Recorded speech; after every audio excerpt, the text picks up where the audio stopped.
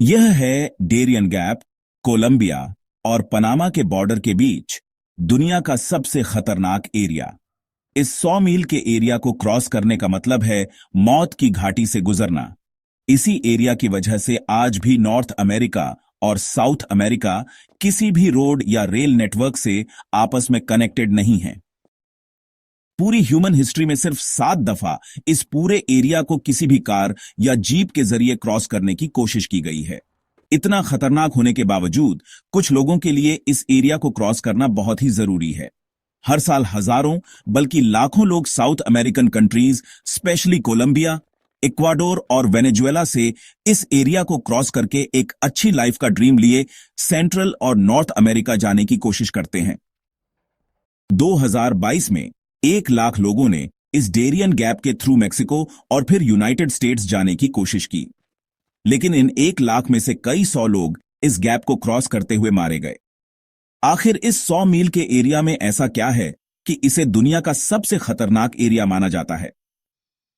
और इतना पैसा और टेक्नोलॉजी होने के बावजूद आज तक इस एरिया में रोड या रेल नेटवर्क बनाने की कोशिश क्यों नहीं की गई? आइए जानते हैं इस सवाल का जवाब।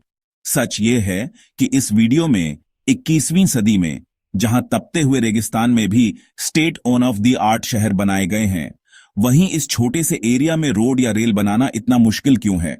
इसकी 4 रीजंस हैं। सबसे पहली वजह है खतरनाक मौसम। Darien Gap line on equator से कुछ 100 किलोमीटर ऊपर है, जिसकी वजह से यहां का मौसम काफी गर्म होता है। और फिर नॉर्थ और साउथ पर अटलांटिक और पैसिफिक ओशंस हैं, जिसकी वजह से ह्यूमिडिटी भी काफी हाई होती है।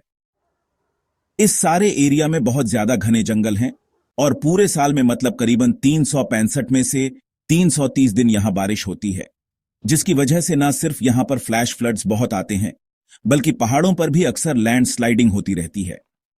इतनी बारिश और फ्लड की वजह से यहां कंस्ट्रक्शन करना बहुत मुश्किल है, क्योंकि कंक्रीट हो, सीमेंट हो या एस्फाल्ट, इन सबको सूखने के लिए खुश्क और गर्म मौसम चाहिए। और अगर इस सब का तोड़कर भी लिया जाए तो यहां पर दूसरी सबसे डेंजरस चीज है खतरनाक जानवर और कीड़े मकड़े। हमारी पूरी जमीन में इतने जहरीले सांप, मकड़ियां और मच्छर कहीं नहीं पाए जाते जितने इस डेरियन गैप में हैं। और फिर क्योंकि इस सारे एरिया में दूर दूर तक कोई हॉस्पिटल, कोई घर, कुछ भी नहीं है, तो अगर इनमें से कोई भी चीज आपको काट जाए तो आपका बचना ऑलमोस्ट इम्पॉसिबल है। इसीलिए यहां से गुजरने वाले ज्यादातर लोग मलेरिया, डेंगू, सांप के जहर या फिर दरिया में डूबकर मारे जाते हैं। लेकिन अब ऐसा भी नहीं कि अमेरिका और दूसरे कंट्रीज के लिए यहां पर रोड बनाना बिल्कुल ही इम्पॉसिबल है। हां, एक्सपेंसिव जरूर होगा, मुश्किल भी होगा, मगर इम्पॉसिबल नहीं है। तो फिर क्या वजह है कि यहां पर रोड या रेल बनाने की कोशिश ही नहीं की जाती? असल में कुछ कंट्रीज चाहते ही नहीं कि यहां पर कोई रोड या रेल नेटवर्क बने, खास तौर पर अमेरिका और पनामा। दरअसल 19वीं सदी में पनामा कोलंबिया का ही एक प्रांत था, मगर इसी डेरियन गैप की वजह से कोलंबिया के लिए पनामा पर नियंत्रण रखना बहुत मुश्किल था। कोलंबियाई सरकार के लिए पनामा से जुड़े रहने का एक ही रास्ता था, और वो था समुद्र के जरिए। इसी डिस्कनेक्शन का फायदा उठाते हुए पनामा ने कोलंबिया से आजादी के लिए एक आंदोलन शुरू किया। 20वीं सदी के शुरुआती दशकों में इस आंदोलन में एक उभरती हुई महाशक्ति ने बहुत ज्यादा दिलचस्पी लेना शुरू किया, जिसका नाम था United states on off America. दरअसल अमेरिका की पनामा नहर में बहुत दिलचस्पी थी और वह चाहता था कि इस नहर का नियंत्रण उसके पास हो, क्योंकि पनामा नहर के निर्माण से पहले पूर्वी और पश्चिमी अमेरिका में व्यापार बहुत मुश्किल था। सारी जहाजों को पूरा दक्षिण अमेरिका पार करके अमेरिका की पश्चिमी या पूर्वी तट तक जाना पड़ता था। तो अमेरिका की पूर्वी और पश्चिमी तट रेखा आपस में डिस्कनेक्टेड थी, और इसी समस्या का समाधान निकालने के लिए यह कृत्रिम नहर बनाई गई।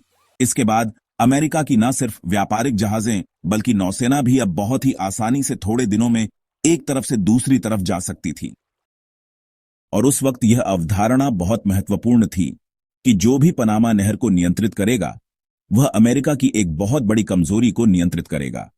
अब कोलंबिया उस जमाने में इस नहर का नियंत्रण अमेरिका को नहीं देना चाहता था, और इसीलिए अमेरिका ने पनामा की स्वतंत्रता आंदोलन में उसका भरपूर साथ दिया, और नतीजतन 1903 में पनामा एक स्वतंत्र देश बन गया, और अमेरिका पनामा को मान्यता देने वाला सबसे पहला देश था। पनामा की सरकार ने बदले में अमेरिका को इस नहर के आसपास की सारी जमीन स्थायी लीज पर दे दी और 1999 तक यह सारा क्षेत्र अमेरिकी सरकार के नियंत्रण में रहा। फिर 1999 में इस नहर का नियंत्रण पनामा को वापस कर दिया गया, मगर आज भी यह चौक पॉइंट अमेरिका और बाकी देशों के लिए बहुत महत्वपूर्ण है। आज की तारीख में पूरी दुनिया का करीब 6% व्यापार दक्षिण अमेरिका और उत्तर अमेरिका के दरमियान इस चौक पॉइंट से गुजरता है। यही नहर अटलांटिक और प्रशांत महासागर को आपस में जोड़ती है। हर साल करीब 13 से 14 हजार कार्गो जहाज इस रास्ते से गुजरते हैं। पूर्वी एशिया और अमेरिका का ज्यादातर व्यापार इसी रास्ते से होता है और इसीलिए इस नहर को सबसे ज्यादा अमेरिका और चीन इस्तेमाल करते हैं। इसी तरह अमेरिका की पश्चिमी तट को यूरोप, अफ्रीका और मध्य पूर्व से जोड़ने का भी यही एक रास्ता है।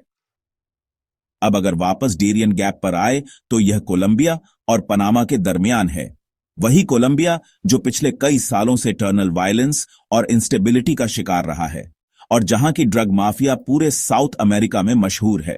पूरी दुनिया में सबसे ज्यादा कोकेन कोलंबिया में बनती है और यह सब यहां से सेंट्रल और नॉर्थ अमेरिका स्मगल होती है। लेकिन इस डेरियन गैप की वजह से यह स्मगलिंग करना काफी मुश्किल होता है और स्मगलर्स को सी रूट लेना पड़ता है, जहां पर पनामा के कोस्ट गार्ड्स अक्सर इन स्मगलर्स को पकड़ लेते हैं। अब इस सिचुएशन में अगर यहां पर रोड या रेल नेटवर्क बनाया जाता है तो अमेरिका को यह खतरा है कि कहीं कोलंबिया की ड्रग माफिया यहां से पनामा में पहुंचकर पनामा कैनाल को डैमेज ना कर दे। और सिर्फ यही नहीं, बल्कि उनको फिर यहां से मेक्सिको और अमेरिका तक ड्रग्स पहुंचाना भी बहुत आसान हो जाएगा। इसीलिए अगर पनामा और कोलंबिया की गवर्नमेंट यहां पर कोई रेल रोड नेटवर्क बनाने का एग्रीमेंट कर भी ले तो अमेरिका यहां पर किसी भी तरह की डेवलपमेंट नहीं होने देगा। और अब हम आते हैं डेरियन गैप को डेवलप ना करने की आखिरी रीजन पर, और वो है इलीगल माइग्रेशन को रोकना। दरअसल लैटिन अमेरिका इकोनॉमिकली, पॉलिटिकली और standard on living wise north America से बहुत पीछे है। साउथ अमेरिका के ज्यादातर कंट्रीज करप्शन, वीक गवर्नेंस और पॉलिटिकल इंस्टेबिलिटी का शिकार हैं, जिसकी वजह से लाखों लोग एक अच्छी लाइफ के लिए अपने कंट्रीज छोड़कर कहीं और जाना चाहते हैं। और इन सब लोगों के लिए कुछ ही मील दूर अमेरिका से बेहतर और कोई ओवन ऑप्शन नहीं। अब अमेरिका पिछले कुछ सालों से अपनी इमिग्रेशन पॉलिसी बहुत सख्त कर चुका है, जिसके बाद इन लोगों के पास एक ही हल बचता है कि वह इल्लीगल तरीके से अमेरिका पहुंचे।